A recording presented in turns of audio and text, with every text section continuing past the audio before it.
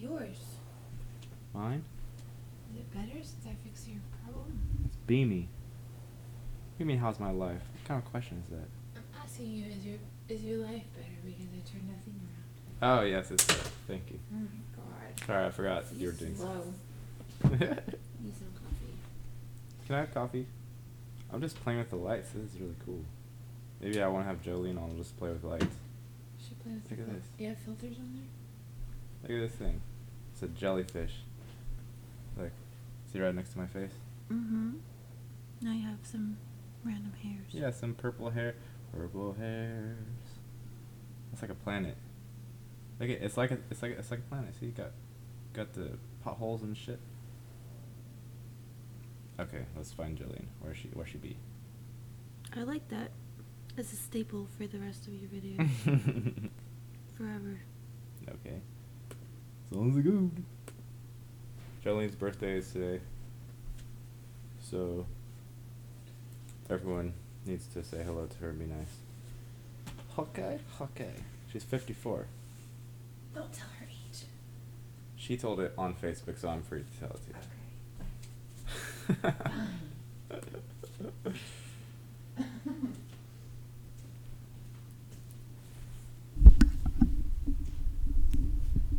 Birthday. It's the birthday.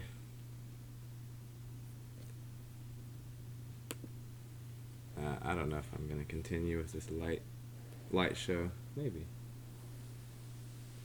It's very bright. Nicely bright. Jolene should be on in a second. See, like, what is that?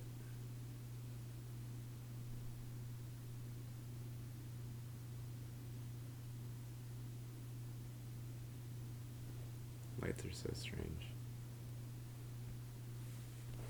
Maybe I can do it like this. Ooh! Look at this one.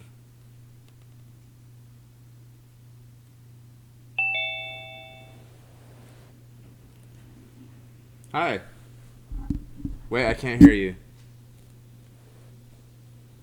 No sound. You have to change your microphone. No, my microphone's good.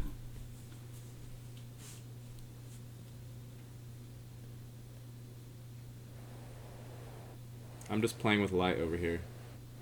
I can't hear you. How's that?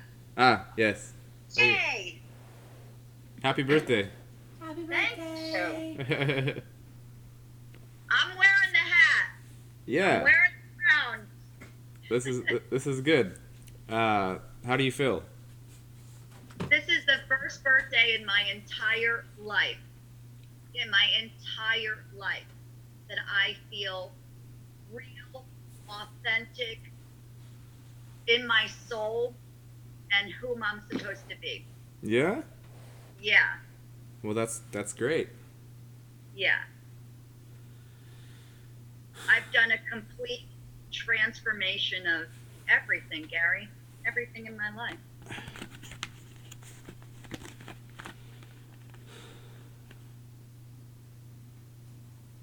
That's a good thing. That's a good thing. How are you doing? Mm. We haven't talked are we filming right now? We've been filming. Okay. I started recording just so I could look at these dancing sunbeams. If you can see, like, if I Glorious. They're shining. They were like shining. this. There you go. That's so beautiful. I was just Yeah. playing. I was playing. See that blue? Oh yeah! Wow. I love things like that. Yeah. So I was playing with that. Yeah, but I'm stable compared to where we last discussed. Yeah, you were going through some narcissistic shit. Mm-hmm. Yep. There were lots of. You remember back when I was trying to do 30 shows in 30 days, I think. Yeah. Were you one of them? I think you were one of them. Yes, I was. Thank you for having me on. It was Yeah. my first time to be live on air, and I felt so insecure and terrified. But thank you. Yeah, I was one of them, and I know you had to cease the project. Yeah, I had the project, and it got to about 9, and it was pushed out till about 14 or so. I had people lined up energetically, like in my mind, and in practice it was already done. Like it was already 2:30 and generating lots of energy for the community, right? Yeah. And you know, this thing we talk about, this narcissism thing, which is really just a method of attack for those who don't wish humans to be being genuine and loving and caring towards each other and so on, via all of these methods that we all know about. Like that thing that hit me with a vengeance, like right in the middle of the 30 and 30, and it was threatening the well-being of my little nuclear family and trying to split us. And I was like, I had to make a decision. I had to stop it. And it was a very deliberate, like, I don't even think the individual that was involved in this knows or knew what was happening, but it stopped this movement, and this movement involved many more people than just myself. It involved everyone who was coming on, it involved everyone who was gonna come on. And as you know, every interaction has the butterfly effect happens with everything. Yeah. We have to do that when we're plagued with these situations because things are so out of our control. The dynamics they throw in, it does throw wrenches in our plans. Mm-hmm. But I also follow astrology and things like that, Carrie, so that gives me a radar on people, gives me a radar on how I'm going to react or respond, or when I should retreat or push forward. You know, when you should be in love, and the dynamics of speaking expressive, righteous anger. You know, there's always Right. that duality: when to retreat, when to go forward. Right. So, Yeah. So that was like, it was odd to me, because it wasn't odd. It's interesting. It's interesting watching how the energy that is oppositional to us as beings, that energy can't stand like spirit light, I guess you could call it. It can't stand what we are, just simple, like open, loving, like very relation oriented beings, right? based, maybe resolution based, we should call ourselves. We seek resolution and solution, and these people want nothing to do with resolution and solution. Or even like intelligent discussion that doesn't involve ego tricks and things like that. Like it's like a kryptonite for people, and the energy behind it, because honestly, I see people as victims mainly. Even the ones who are the grossest and the nastiest, like, unless you have been doing your fucking work and you've just done all your dark nights and you've seen and you've felt the depths of what sort of evil and darkness and depravity is we as beings are capable of witnessing. Unless you've done that, you don't know even what's happening through you. You don't know what energy is working through you, to even hyperdimensionally, because that shit happens too in the sort of the quantum sphere, because we're quantum beings as well. And the way things line up, and your astrology of course factors into it, and synchronicity factors into it. The tiniest of thoughts goes out and it hops into that quantum stream, and it affects things. Every single thing affects things. And these people who are, we see them as perps or something, right? We see them as, narcissists is another word to describe these type of individuals, but I don't see them as like overtly like I'm gonna fuck you, I hate you. They're like victims. Like they don't. It's very strange. I can't feel compassion for them unless I see them as like it's kind of out of their control. Like they don't really know what's going on. We look at the non-player characters, the NPCs, the leading action role player, LARPers. We have to look at narcissists very similar to codependent. We both come from abuse or childhood emotional neglect. whatever form of abuse, mental, physical, spiritual, emotional, and we share this same coin. So the narc is on one side, the codependent's on the other, and they are victims just as much as we are. The difference is the self-reflection, Gary. Like you were saying, they don't have the self-reflection, and we have to look at them as victims, honestly, to release ourselves from that psychic entanglement, right? We have quantum fields. We also have quantum entanglement. So I got goosebumps saying this. So it's really important to see these people as victims themselves. Sorry about that. Victims themselves, but the lack of self-awareness they probably will always have the remainder of their lives. And that's something that we could have pity for before we could find the compassion or the forgiveness. Right. And we're all in stages of this too, because this is like dealing with grief management in a lot of ways. You've got all these cycles of grief and acceptance and growth and sadness and anger, and you're just kind of popping back and forth until you can be disentangled with these types of individuals. So it's a very difficult process to break, especially if you have a child involved. I have a house involved, which is kind of like a child.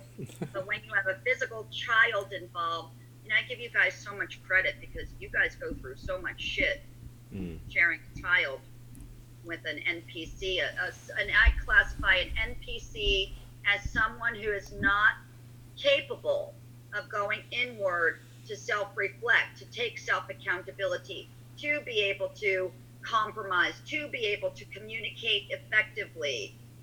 And I'm not saying we don't, because I certainly lose my shit every now and then to this type of individual. I just lost my shit last Sunday. But that is the difference between triggering and righteous expression. I'm allowed to lose my shit over what I've been put through. Not allowed to degrade somebody, but I'm allowed to lose my shit and be angry. So difference between triggering and self-expression, really important. A lot of people punish themselves for the triggering, and we have to really identify as empaths what's a real trigger, what is a real allowable expression. We've been suppressed as empaths. What's allowable as an expression, what's allowable as your feelings, what's allowable as your voice versus triggering. That was a huge lesson for me. Huge. What would you say, in looking at those two defining characteristics, what would you say is triggers, of course, is something that's very connected with reactivity, right? And the other one, allowable sort of expression. How would you characterize those if someone is trying to examine themselves and make sure one or the other is happening? Excellent question. So we often live in survival mode, victim mode, or war mode. And those three types of concepts are based on what I call the CRAP syndrome, C-R-A-P. Criticism, rejection, abandonment, and punishment. So if you're in war, survival, or victim mode and you're feeling somebody's crap, some projection that maybe forms back to your childhood where you felt criticized, rejected, abandoned, or punished, you're going to trigger.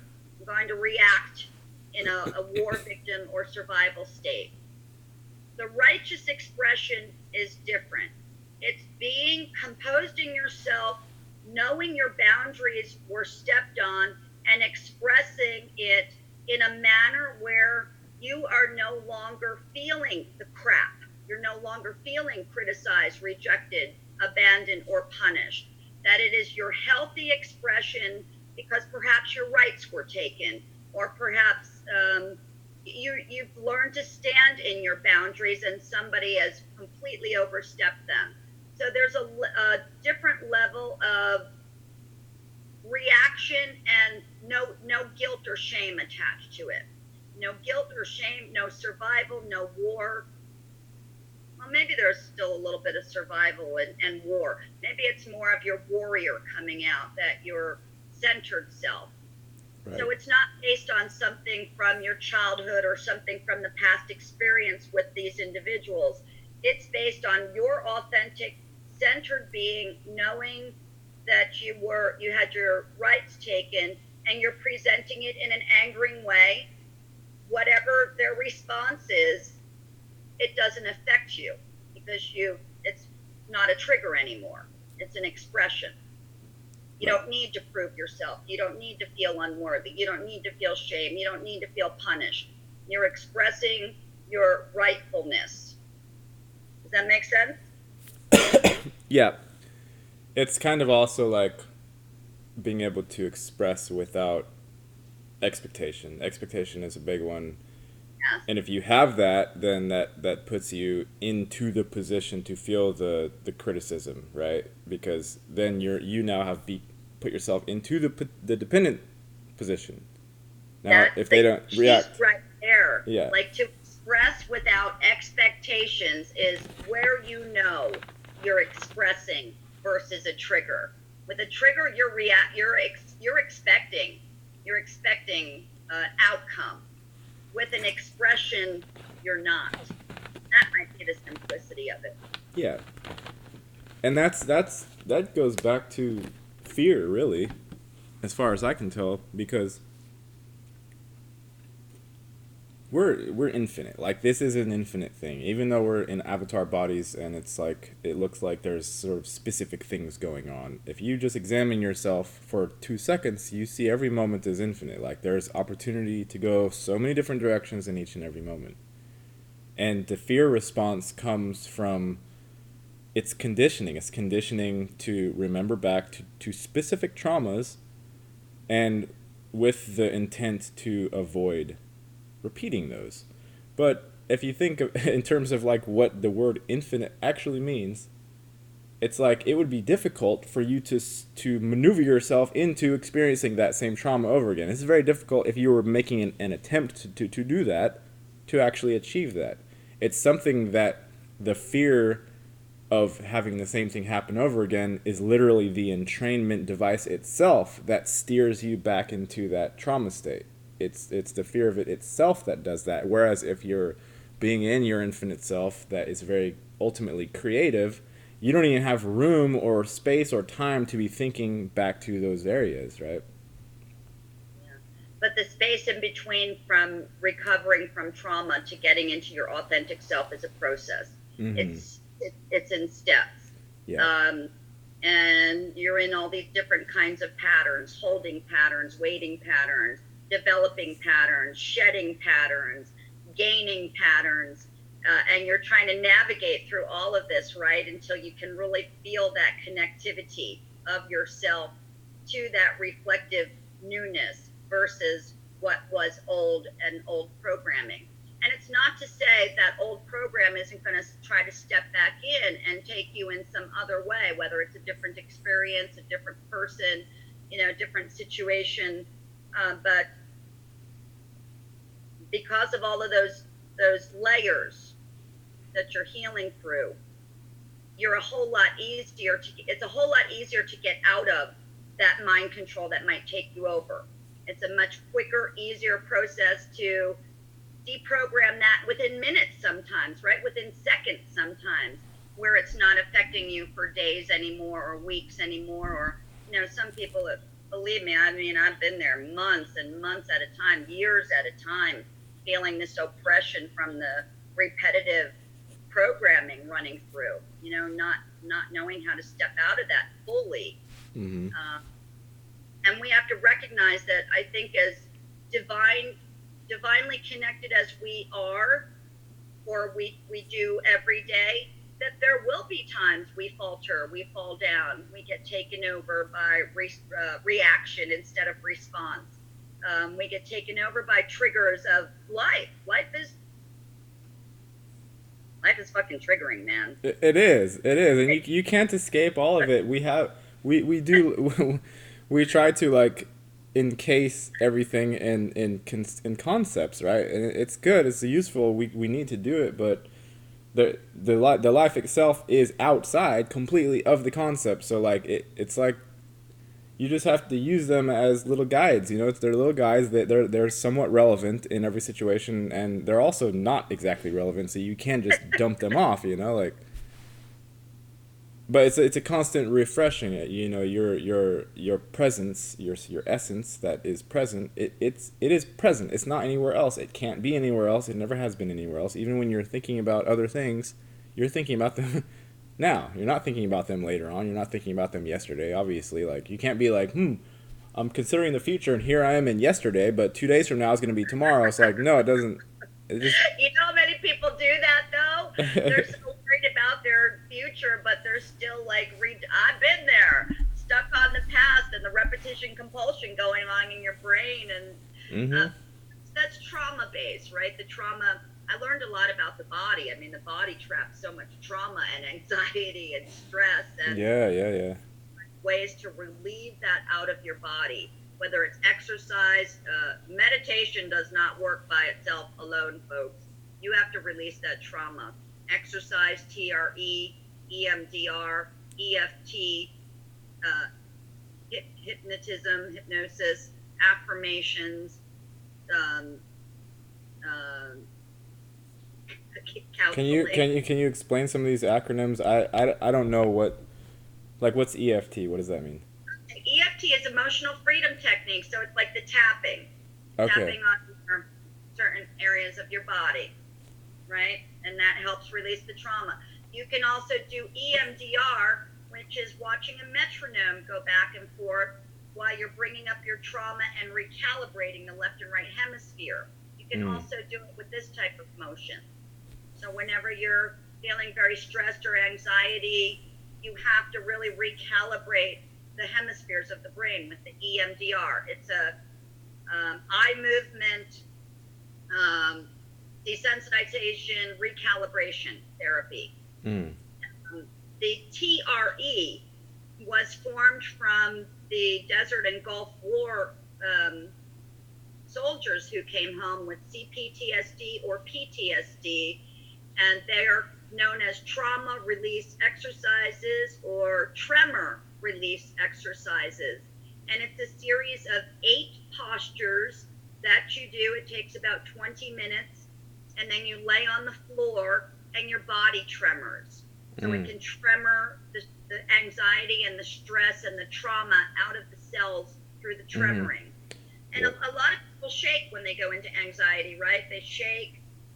Your leg might move up and down. Your hands shake. That's trauma. That's PTSD. So this was developed. I do it twice a week. I still do it twice a week from all the trauma I've lived through. And it's really important that you release it out of your body, because some people will go, and this is what happened to me. I went through years and years and years of what I thought was healing, right? I'm learning about modalities, I'm learning foundations, I'm learning affirmations, I'm learning but it wouldn't stick. It wouldn't stick, and I would go right back into my programming. And when I learned how to release it through the body, when I learned trauma gets stuck in the cells, and then your cells form this hard exclusion zone around each trillions and trillions of your cells, these hard shells that trap it in your body and cause your brain to do this repetition compulsion. It causes your brain to be patterned. It's not even your real brain thinking. It's your body making your brain think. So it's almost reverse of the peptides going in to feed the cells. It's really the cells feeding the peptides. At that point, you're in just this state of unrecognizable self. So I learned that, and it was my greatest healing, using these 3 modalities since last September. I think December, really. I started the 3 of them together. I've had the tremors, and it's hard for me to describe like what I go through personally, because it's so unpredictable. My life is different every single month, and then it goes to being different every week, and then sometimes one day is like in a different universe than the other day, and I'm sitting trying to explain things, it's just not very connected. It's very strange. But I've had many instances when I was dealing with trauma that comes up as it's like a remembering, I guess, of the sort of bigger things that I've been through personally. It's like a aftershock kind of. Yeah. Or else I'll be getting into it energetically with some other being because of some dumb shit I did or some dumb shit they did, and or there's an actual, energetic attack, and the body starts tremoring and there's shaking, and I've done, like, it's difficult to get to me, very difficult. Like if someone wants to attack me, or if an entity wants to attack, or if machinery is wanting to be used, it's very difficult to get to me. But if it does get to me, then it's like there's a tremor, there's a shaking, and I just don't identify with it. I just sit and I'm like, okay, something needs to pass through my body. So I'll sit there and watch the tremoring happen. I've even done, like, I was getting Reiki one time with involving a situation I had gotten myself into, and lots of energy was happening during that session, and I literally had the inclination to walk outside afterward and plant my feet in the ground. And I planted my feet in the dirt, covered them up, and I just sat there and my legs shook for like 10 minutes. And, I was like, give it to the earth, give it all out. And then once it was done, once my legs were done shaking, then I got up and it was just like I was fine. Yeah, think about this. Can't remember the author's name. He writes a lot of books on PTSD and narcissistic abuse survivorship and codependency. When, excuse me, when an animal, let's say an antelope's being chased on the Serengeti by a lion, right? And the antelope escapes death, escapes the lion's grip and death. It will go off and lay down and shake. It'll shake for as long as it needs to. It might be hours. Some of these animals can shake up to 12 hours to get the trauma out of their body. And then when they get up, they go right back to their group and they resume their life. Right. I wish I could remember his name. One of the things from PTSD is the memory. I'm starting to get my memory back. But I've read so many books in the last year. I can't remember the author's name. I'll text it to you when we're done if anybody wants to read these books on trauma recovery. His books were very, very good on codependency and teaching me how to be in interdependent relationships and expressing boundaries and getting it out of your body. So some of these books really saved my life. Yeah, text me a list. I'll put it in the description and anything you want to promote. We can put that. There's a great book, great one. Talking to Crazies. How to have dialogue with a narcissist. Perfect. Or somebody who's just incapable of compromise. How to deal with impossible people. This is a great tool. Great tool. Mark Goldstein? That sounds right. I'd have to pull out all my books from my list of books. Yeah, I'm teaching so many things between trauma recovery, manifesting, spiritual entrepreneurship. I just started a YouTube thing too, where I'm doing narcissistic abuse survivor tarot read. I'm really? going like ready to go for today. And this Living Through the Invisible series, where I'm talking about plants and animals and signs and things, how to navigate your spirituality through these signs that the universe, living through the invisible, that invisible connection to the divine, and how the divine provides us signs to navigate our day. So I've done 6 videos so far on my YouTube. Jolene Seebacher is my YouTube right now. How long have you had the channel? Do you know? Do you remember? I've had it for a long time, but never really did videos. I used to do videos a long time ago where I would call out New Age predators and get myself in trouble, but I never put my face out, right? So I would just do but that channel was taken down. This is the first time I've been on camera, feeling splendid because I'm teaching a new life model. Still, I'm doing tarot reads, oracle reads, counseling, teaching this new life model that changed my whole life, teaching spiritual entrepreneurship, teaching self-defense, teaching psychic development, trying to do all these new things right now. Yeah. And the YouTube is fun. You know, astrologically, I'm stepping into my power and manifesting it for next year. It's my harvest, kind of. I'm bringing in the harvest from all the hard work done the last 6 months, well, 4 months. And now I'm planting seeds for the spring right now. Yeah, yeah. No, I see you. I've seen you go through a bit of a transformation, I guess you could say, to where I can see that you are more rooted in power rather than, because before you're like, here I am, you know, somebody pay attention, you know, like you guys need to like come and like, but I mean you have to do that at first, otherwise there's so much shit, like you have to do that.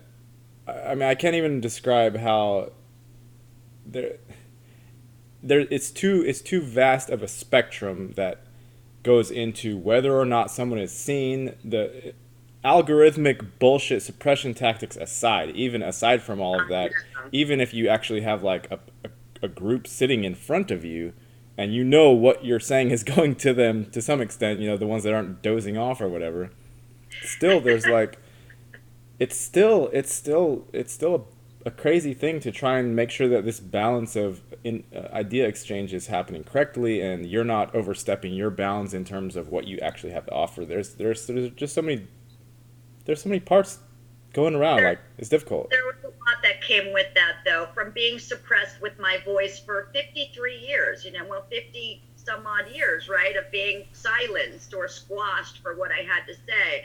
So I was like, hey, you know, listen, people, I got something valid to say. Right. Valid to teach. I got something valid to show you. And, you know, we don't know those things at the time. So now I'm much more rooted. I call it the circumpunct. I stay in my circumpunct neutral, or I can create from that neutrality. And if I get a little out of line, I let it flow. I bring it back in, and then I can either stay neutral or create with those forces. So I've learned a lot. Yeah. The algorithms are just fucked up anyway. They're so fucked up. It's hilarious. Like, if I look at mine, and I know I'm very neutral compared to most people. Most people, if they saw the first hint of any sort of like manipulation, they'd scream bloody murder. They'd go make tons of videos, and then they'd just get even squashed even further by virtue of doing that. And even with my sort of just like zen attitude towards the whole thing, my channel, it literally is, it's a bell curve, you know? It started off in 2017, and it went up, and it went up. And even monetary wise, like I was trying to actually make decent money from my creative output and my creative involvement in the community, and I actually have a voice, and I'm confident, and I can do things, right? And it's a bell curve. It goes up, you know, I don't know, year and a half in, and money was actually coming in from the channel. It was like $50 a month. It was something reasonable, right? Something reasonable is happening, monetary. I could see it going into something different. And then, you know, it just started going down for literally no reason whatsoever. There's no... I wonder where Jupiter is in your house, to see where your wealth code is, and your Saturn falls in there, and see what the fuck is going on. I don't know. I totally get you, though, because even when I put out a post, right, they'll see me, you know, take a picture of myself, and I'll get people to react, right? But if I post something about my business, or I'm doing readings for a special, or I post one of my new videos, it's like crickets. Right. Algorithms are really, but I know right now Saturn is messing a little bit with some stuff, and my money's about ready to come in. So I've just been waiting for my return on that shit, you know. Oh man. Yeah, mine's about to come flooding in. Everyone is feeling the crunch. I can tell, like there's the finances is how the awake and aware people are literally like herded around like fucking cattle. Like that's literally how it's done, because energetically the little creepers that run around, the banksters, the whoever, they aren't even alive, so to speak, but they're doing the bidding of the dark forces, and their only power, once you're in your power, when you're in your power, their only power is to manipulate your finances. As far as I can tell. Can change that. If I can do it, anyone can do it. I've changed everything about myself, my relationship to divinity, my relationship to society, my health, my fitness, my diet, my career, my education, my rest and dreams, my hobbies. No, I'm not dealing with that shit anymore. Sorry. Nuh-uh. Yeah. No. Had power. Now we need our power back. Mm-hmm. And spirituality, we've been programmed to think that spirituality deserves the martyrdom. It deserves being poor. It deserves mm-hmm. being lacking. And we have all been fiercely targeted. We've been fiercely targeted, oppressed, and suppressed. Rejected, oppressed, everything. But now it's time. We're coming into Aquarius. This is change. And it is time. It's time to come out of oppression, suppression. It's time to realize you can be a spiritual entrepreneur. It's time to say, you know what, targeters, controllers, I'm taking control. Mm-hmm. And you have to. That's where war mode comes in handy. That's where you should read The Art of War. It's a great book. I reference it a lot. It's a great book to know. The Art of War and the Tao of Peace are really wonderful tools. I think I may have read The Art of War because somebody told me you should read that if you want to be better at chess. So I was like, okay, I'll see if I can. I might have read it when I was younger. I don't think I've read it recently. But I know a lot of people do. They recommend that book. Yeah, I wonder if that's on audio, because I recommend, like, if people don't have... I sometimes have trouble focusing. It probably is. Books at one time. Yeah. But you can hear them on audio. You know, audiobooks are really great. Yeah. So. Yeah, I enjoy listening because sometimes I don't know, sometimes you can't just read a book, like you're driving your car or you're doing something else where you could ingest via the ear. Yeah. That's what I do whenever I'm driving, an audio book, some kind of affirmation, some kind of learning tool. But, you know, that's kind of where my Virgo and Scorpio, I've progressed into a Scorpio from a Virgo, so I'm just all about knowledge and learning right now is really important to me. So, and I try, you know, I'm living this new life model of mine. I want to excel in all of these areas of my life. I am so done with targeting and programs and NPCs and narcs and demon-infested people squashing me down, that I'm going to live my authentic, destined self. And I want all of us to do that. All of us should be. Yeah. It's literally as simple as, like, if you're in any situation, if you're in any social situation, it's as simple as just, like, looking at how you feel and being, like, we're power sources. We're like a transformer thing that wah wah wah. It you know, it's vibrating out energy, and the way that we are controlled is from, like, it's from self-judgment. Really, it's you're triggered into thinking that you're somehow less, and then you think that you're not valuable, and then you think, I need to be quiet and I need to not, like, give out what I am, and then you're quiet in a room, like, you won't say anything, you'll just be a wallflower. And the thing is like, there's not an arbiter that's judging whether you should be being quiet or whether you should be going and talking to everybody and being a light in the room. You know, as far as whether one happens or the other happens is better or worse, nobody is watching or cares except for you. Like, you're the only one that's getting hurt if you stay quiet, and you're being empowered if you go around and be the actual force that you are. It's your choice. One thing I learned about the suppression of being empathic or psychic or unique or different, you know, how we've all lived outcasted, suppressed. Not to say that we're perfect. I mean, we fucked up along the way. We all know we've all fucked up along the way. But one thing I really learned is, from being so suppressed or feeling guilty or shamed or fear or war or victimized, survival, it made me procrastinate. It makes an empath procrastinate. It makes an empath insecure. It makes an empath fearful in a crowd. It makes an empath put the hard things off, days at a time, weeks go by. So one of the greatest things I learned was to stop procrastinating, and do the most difficult things first thing in the morning. And that jump-started me. It jump-started me out of the fear cycle, the lack cycle. It really broke a lot of programs. It broke fear, it broke lack, it broke insecurity, to do these dynamic things that I would never, ever have done before, that I might have I've been procrastinating on. So that was a valuable teacher for me. Procrastination, when we're stuck in fear or repetition compulsion or just frozen mode, it's a very uncomfortable feeling. And most empaths decide to stay there. Most of humanity decides to stay there in that uncomfortable place. And I was just like, no more. No, I am not staying in this uncomfortable place anymore. And I just stopped procrastinating and made these. I'm not saying it's easy either, Gary. These were difficult changes. I've worked with nine structures here of the New Life model. And they're all based on the relationship too.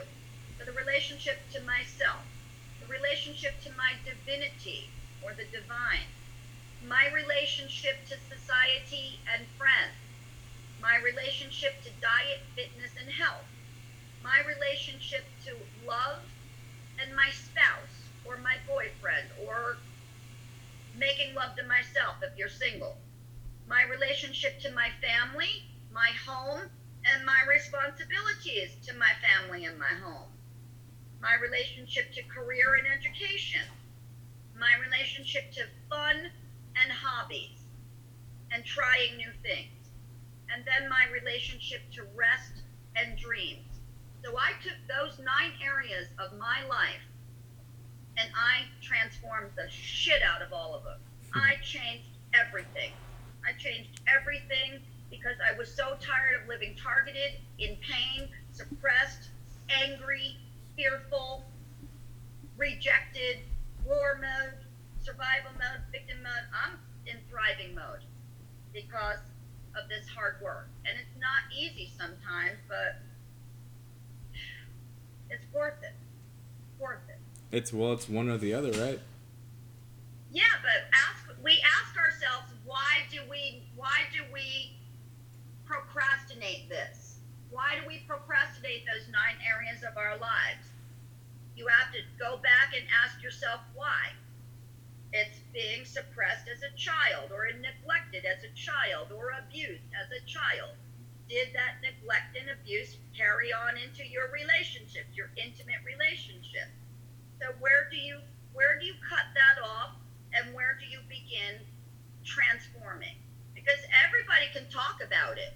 You can talk and be the most knowledgeable person on how to transform trauma, and not concentrate on those other areas and still be miserable. I didn't want to be miserable anymore. I want to thrive in those areas. And that's life. These areas are life and living. I don't want to neglect one of those areas. I want fullness now. Yeah. I'm not living lack. I'm living in an abundance mind. And empaths do reflect a lot of lack, a lot of fear, a lot of insecurity, and a lot of procrastination. And that is damaging. It's very damaging, and it'll keep putting you into narcissistic relationships if you don't step out of those things. Mm-hmm.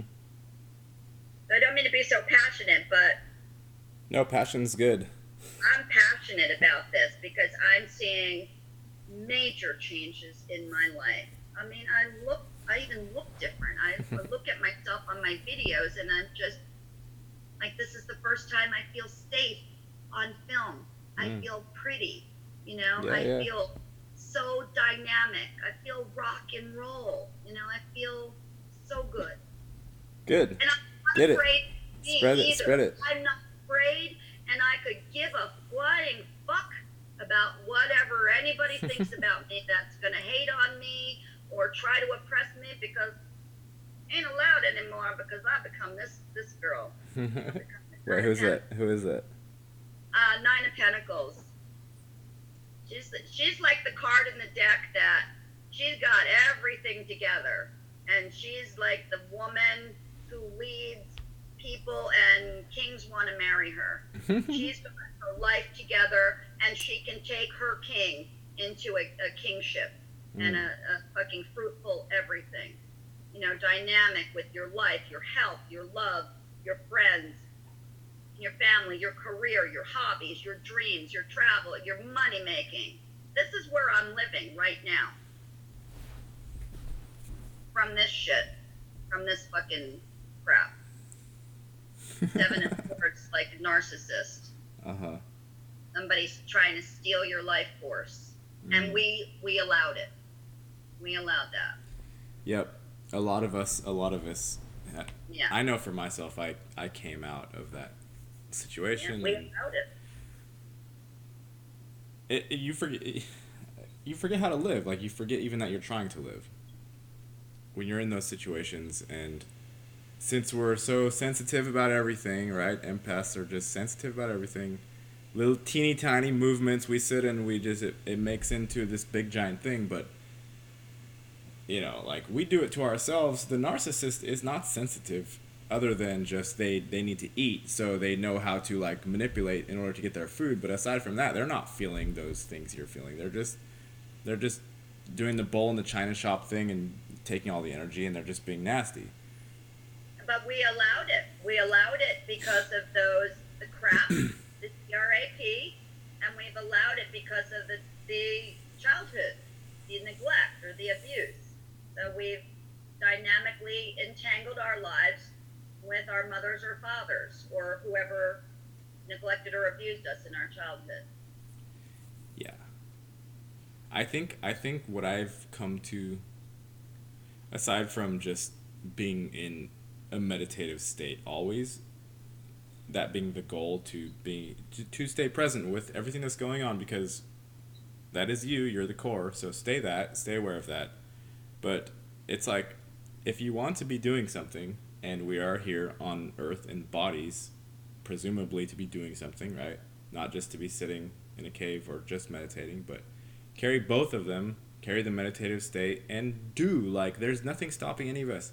Nothing. You can see from your own experience, you put all the pieces together, and then you did shit, right? Like, you do things. You wake up and you put stuff on social media, or you contact your friends, you contact people you want to create with, and you just do it. There's nothing stopping anybody. You just need to get up and go do shit and be excited. Stopping. It's an illusion stopping the empath. It's that procrastination, that fear, that criticism, rejection, abandonment, punishment, fear, fight, flight, or freeze.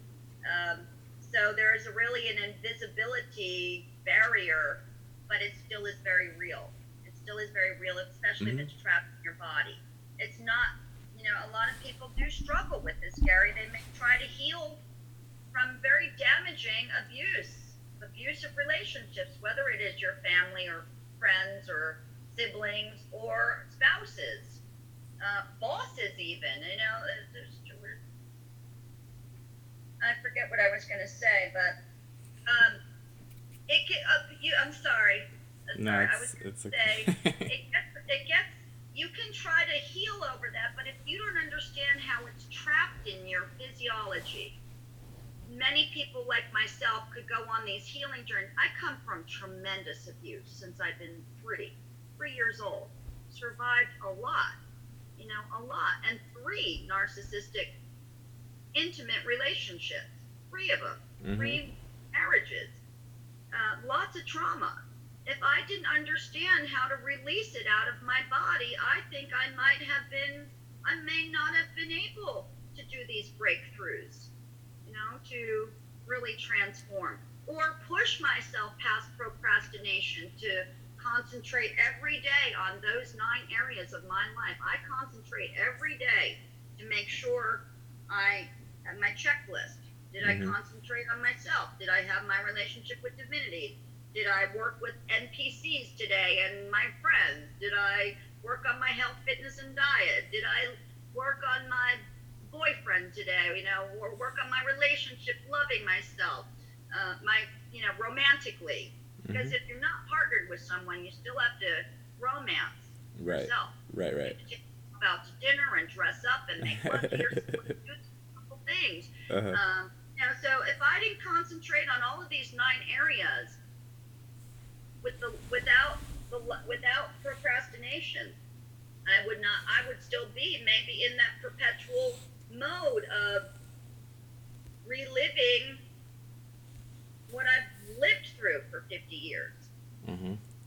I feel like I finally broke it. I thought I'd broken programming in my past. I really thought I was full of shit. Totally full of shit. I did not break program. I think I finally broke it. Maybe not all of it, but major breakthrough stuff. Yeah, you can tell for the most part just by examining yourself. You have to reflect, and you have to sort of, at least mentally, keep track of what you're doing day to day, because the tool of holding ourselves back, the main tool is unawareness. If you are unaware, then you're just going to loop, and you're going to loop, and you're going to loop, and then the loop will change itself and alter itself slightly, so it kind of tricks you into thinking it's not a loop. But it's a fucking... It'll come in a different package, right? It's definitely a loop. It stays, and everybody around you, I promise, even your NPC family, knows that you're in a loop. Everyone knows it. And everyone's waiting, really, because people like change. They like seeing people, come out of their bullshit. Everyone is just basically waiting. Okay, this person is on a holding pattern, and I've done what I can. I've done what I feel I need to, and it's not changing jack shit. So I'm just going to sit back and wait till they're ready to come out. That's really all that's happening. And when we're in the loop, we think, we have the thing looping that says, you are this, the reason for your current state is that, and we have all the pieces in place, and they hold us in place. That's the problem. They hold us. Wounds could hold you in place. I know I've struggled with that. Your wounds can really hold you in place. Your victimization, your own internal stuff that's so raw and ugly can hold you in place. I've never been afraid to face my ugly. I think people have been afraid to face my ugly, but I certainly haven't been afraid to face my ugly. I have been afraid to face hatred and anger. Those were things I never really truly experienced until just a couple of years ago, last year actually, last year. So even facing our wounds can keep us in perpetual self-traumatization. But it's also, you almost have to re-traumatize yourself to organize what those wounds are about, where they come from, how they've affected you, how it's affected your living, and to break through those wounds. So we should never procrastinate on looking at our inner ugly shit, folks. We all got the dark in us, every one of us. And if you avoid that ugly shit in yourself, then you're a ticking time bomb. I'm never going to ever turn my dark side away. I'm going to face it and observe it now. For a while we absorb it, but when you can take a step and observe it instead of absorb it, you've come a really long way. And then you have no problem facing your ugly. Yeah. And then also you don't need to see it as such a bad thing. It's not a bad thing. I was just going to say that, because then it becomes something that instead of being ugly, you've transformed even that energy. You've alchemized the energy of those forces that were once ugly into a perpetual motion of a strength now. It's giving you stable boundaries. It's giving you stable emotions. It's giving you a stability with that force.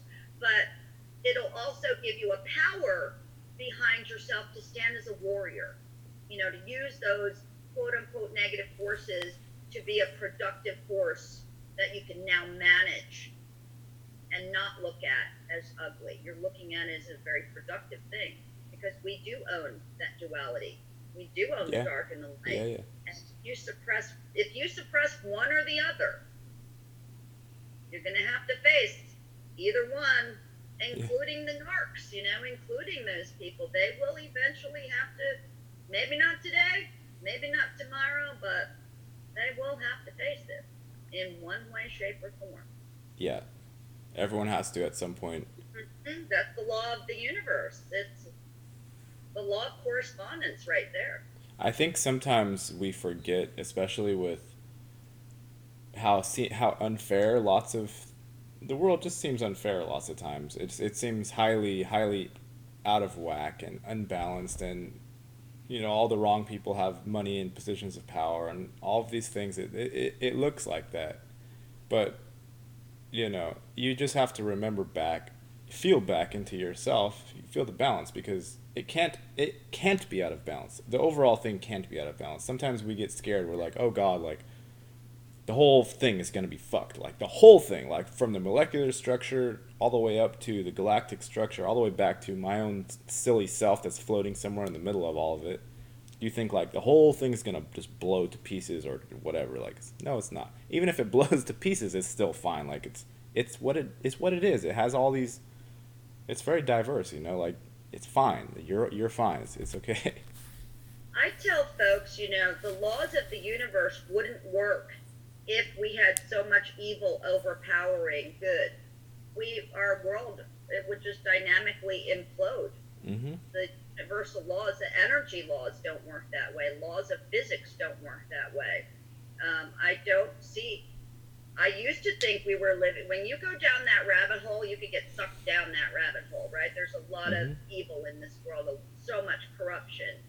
But if it was so imbalanced, none of us would be here. Of course, there is ugly things, but we have to realize so much beauty is really here, whether it's a computer organized game or not. I live in this beautiful, manifesting, giving, loving world as much as I live in this constructed, evil empire ruling it, so to speak. They may rule it, but they don't rule our sovereignty. That's the difference. They might rule the construct of it, but once you come into your own sovereignty in a very authentic place, and again, I'm not saying it's easy or it stays stable all the time, but you can take control of your own life in the simulation, where you're given almost like free passes to the amusement park, for a while. Yeah.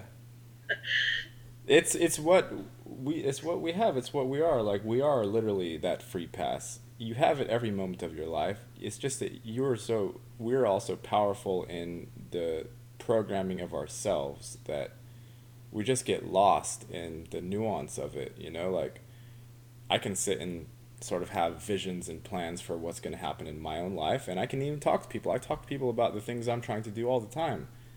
And even, there's the vision of it, and then there's the actuality of it, and then especially if you're dealing with moving pieces, i.e. other people, then the chances that this big vision that you have in your mind just unfolds exactly, it never happens. It never ever happens. Never goes exactly as you want. I did, like I said, I have this YouTube channel, Jolene Seebacher, and I've done these couple of stories called Living Through the Invisible. You should watch my spider web weaving one. Was that the one you sent me, or was that a different one? No, you know what? For some reason, when I go to send my YouTube videos, it ended up sending it to my entire contact list. And then I got banned somehow for abusing the privilege of sending YouTube videos when I didn't do it to begin with. But so I don't know what I sent you. Okay. But the Living Through the Invisible series, I talk about spider web weaving and how to weave your world, and also weave through the matrix. So spider web weaving. We are the weavers. We're the weavers, and we have to it's the age old thing that is like the surrender part is almost, it's almost half of it at least. Like it's the set it and forget it thing, and you have to do like what you're talking about with your 9 principles, the things that you focus on every day, right? It's consistent. It has to be, there has to be some element of consistency. As empathics, we are not that consistent naturally, I don't right? like structure. No, we don't like structure because that's the structure is the very thing that oppressed us, right? For the most part, there is some sort of non-fitting into the structure status quo, and we learn to see that as the enemy. So, but the problem is if you carry that mindset into your creative output, it's not going to allow you to achieve anything because you're just going to float and flop around, and you're going to just, bounce off of this thing off into this other thing, and nothing there has to be a continuity still. Well, energy works the same way, right? A motor runs on certain calibrations and vibrations and movement and cylindrical cycles. And if it was unstable, that motor would break down and would be choppy, right? So we do have to sort of get a sort of pattern to us. And I teach people slowly. So, you can do these 9 things throughout your day. You can mix up your 9 things as long as you are working on those 9 things. Maybe somebody's strength is, meditating in the morning, whereas somebody else's strength is meditating at night. I find the best meditation is right before bed. I mean, you can get the greatest stuff right before bed. You can do a lot of stuff. That's also an important time, I think. You've heard like, don't ever go to bed mad, don't ever go to bed upset with your partner if you have a partner. I had it happen the other day where I got really angry at something or other, and I went to bed angry, and it destroyed like my next 2 or 3 days energetically. I mean, like, I had to go back and I had to discuss things with people. I had to like regain my sleep pattern back, all just because I went to bed angry, and not, to anybody watching, they would say, oh, he got upset, and it wasn't even that bad. But to me, since I've established a continuity of peacefulness and being grounded and centered, it was such a departure from what I normally am moment to moment that it shook everything up, and I had to recover from it. Like, it's very important. Go to bed, look over your day, see how you treated people, see how you treated yourself, see how you did with accomplishments that you want to do in your life, and just like get it into a balance, and then your whole sleep will like prepare you for the next day. Like the dream state it like cues up the day for the next day, and then subconsciously you're already ready to go out there and do what you already know you want to do. And I recommend for the people who can't completely find peace when you're coming out of trauma and abuse and narcissistic marriages, and you've been through all this devaluing and very hard stuff. A lot of times you can't go to sleep with a clear mind. You can't go to sleep with that peace. So I tell people, if you can't go to sleep with the peace, at least envision everybody's energy detached off of you. Envision your own feelings or thoughts detached off of you, even if you can't do it right then and there. You can't detach from the thoughts, or you can't detach from the feelings. At least you can envision the cords being detached from you before you go to sleep. And that can sort of give you a much more balance than going to sleep in a state of anxiety. Yeah. So you can do a lot of things. I mean, you can cleanse your room, you can cleanse your energy, you can put shielding up around you, you can put certain crystals near you. You could drink types of water with like rose water. I mean, you could do so much to help your energy so you can get a better sleep even when you're dealing with anxiety or stress. You just need to start. Like, there are a lot of people of us in the community, in the sort of energy community, self-aware community, or attempting to be at least. There are so many that they haven't even started yet, and you can tell, on posts, you can tell on how their output that they have the ideas and things, but they're not actively doing it. Like, I watch when people actually apply something into their lives, because their whole demeanor changes. Like, what they're posting changes, what they're saying changes. Even people in my it's weird because we're looking at each other through these apertures now rather than physically, because we don't, we're all separated and we have social media to connect us, but it's still, even if they're giving you like a prepared version of themselves, they're like like a done up version of themselves, it's still, you can see through any sort of You can deceptive see things. the subtleties, Yeah. right? You can see the energy Yeah. signatures. You can see if they're actually doing something or not. If they're actually doing something, then like they start getting excited about their own life, and that is a rarity, like for people, for people who have been through all the abuse and shit. It's a rarity for you to see like someone's actually excited. They're not expecting. They're going out and playing like a child, in a sandbox, and they're like, wow, this is, they're so excited about it. You don't have any room to be sad or mad or upset anymore. I've been there too. I mean, I probably was stuck in anger and resentment mode for 4.5 fucking years, Mm-hmm. And I was projecting that out on Facebook or social media, the angering things I've been through. I didn't know that it was, what do they call that? Deflected anger. I can't think of the terminology, the psychological term. Or externalizing it. Yeah, so all the anger that was held inside of me, I was projecting it out and being really, brutal and fierce and aggressive. Mm-hmm. And we have to really be, and for a while we all went down the rabbit hole, posting all this horrible things about, waking up to the truth of symbology and architecture and pedophilia and Satanism and secret space programs, and we went dark. Movies with symbology, everything. So the rabbit hole is endless. It will suck you in, and it's not like it's false or true. It is all illusion. Like, we're in Maya, we're in physicality. It's a dream. It's a physical dream state. So like, it's false in that state, in that sense. But the shit that happens if a being is internally experiencing like torture and trauma, we're all experiencing that in some extent. It goes out, like their cry for help goes out, and it reverberates out, and we feel it at some point. It comes and beeps up against our little soul signature, and we're like, oh, someone's hurting over there. So, you got to go back in there and retool a little bit. I call that empathing. Well, it could be a specific individual you're empathing on and feeling the energy on, or it could be the collective. Mm-hmm.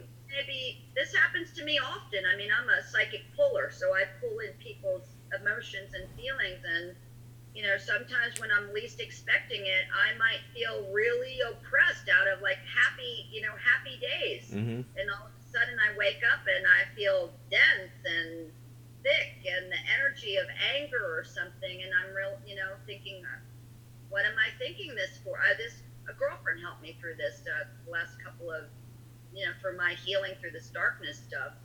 Since last December, she would make me ask myself, are these really my feelings, or is this somebody else's projection? Mm-hmm. So I do theme the term empathing. We could be empathing on the collective stress, on the collective fears, right? We can be empathing on that ex-narc we were disengaged from. So that is a very important thing to think too, to recognize through your walking your daily walk here. Are these all your emotions? Are they the collective's feelings? Are they somebody in your fields coming in? So energy alchemy is really important, keeping your energy clean, high vibratory things, lots of water. I put rose in my water, or crystals. Just being responsible for yourself, Gary. We know who's out there on Facebook, who's walking the walk, and who's just talking the talk. Mm-hmm. I'm not allowing it's very obvious. That's not going to walk the walk anymore.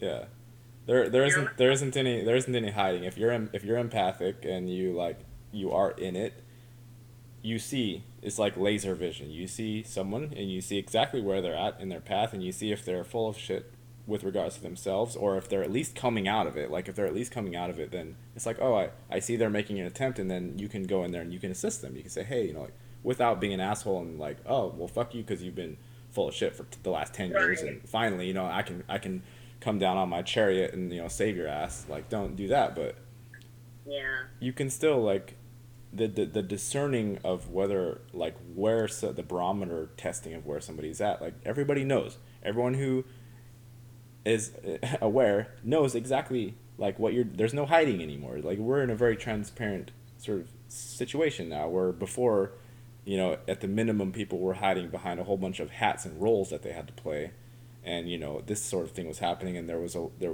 wasn't much introspection going on. But now it's like all introspection, and there's no more hiding. So like, take advantage of that. Take advantage of the fact that it's all out in the open, and air your shit out to someone you trust, and work through all your nonsense so you can actually live your life. Like, why not live your life at some point? Yes, and the people that I let into my circle are, it's really important as empaths coming into recovery and learning codependency versus interdependency. So stepping out of codependency to an interdependent relationship, one that feeds off of each other, one where there's safe expression, whether you're angry or sad or happy, that there's equal response, interdependent.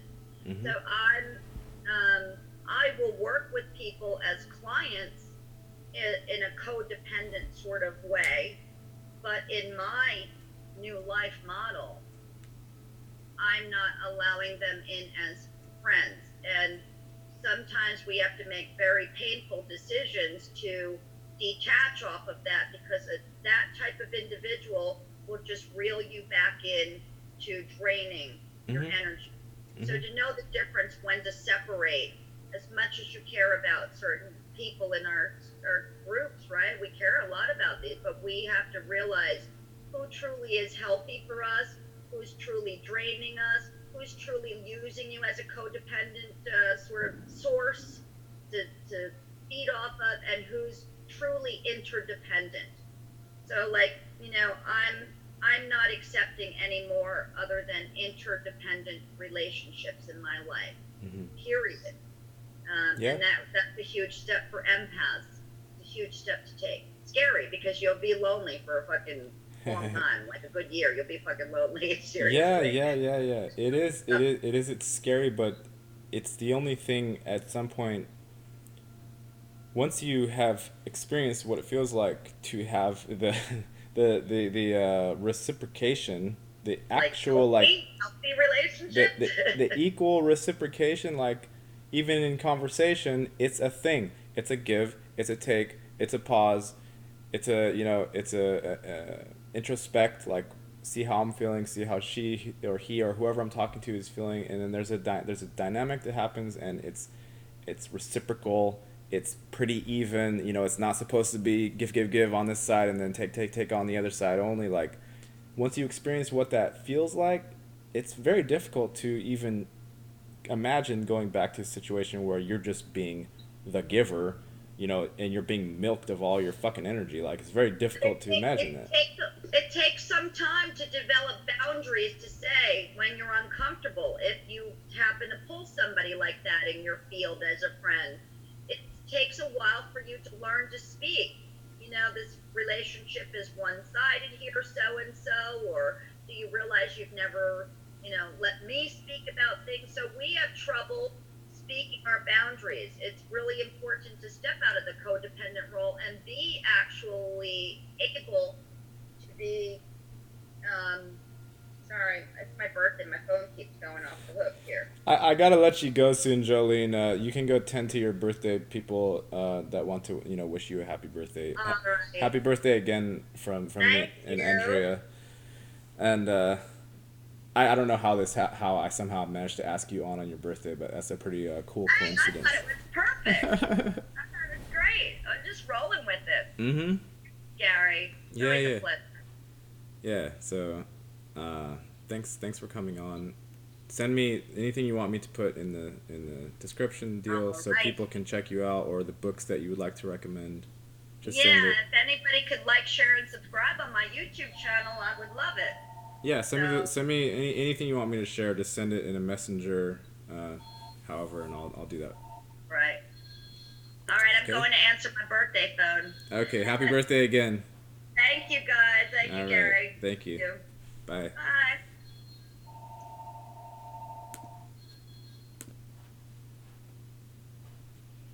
Go tell happy birthday to Jolene. Alrighty. Thanks for watching, everybody. And that's that. Gonna go eat, play some chess, stream some chess. So, let's see. Jolene.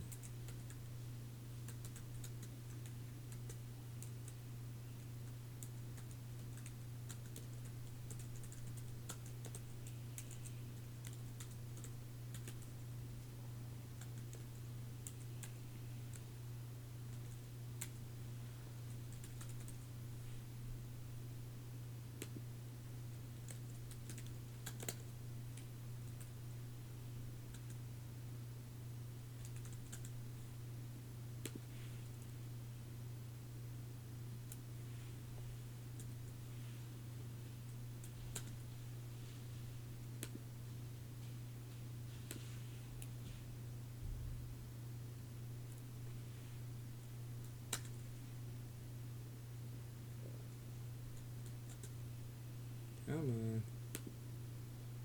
You can do it. I was able to pull up the... Okay, well, I'll edit that later. Anyway, thanks again for everyone who's watching and listening, and I'll see you guys next time. Peace!